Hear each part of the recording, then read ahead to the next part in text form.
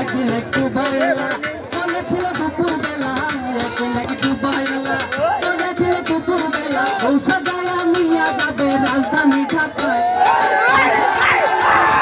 রাজধানী ঢাকায় আমার মনটা লাগে আজ ফাঁকা ফাঁকা, আমার মনটা লাগে আজ ফাঁকা ফাঁকা। এই বয়সে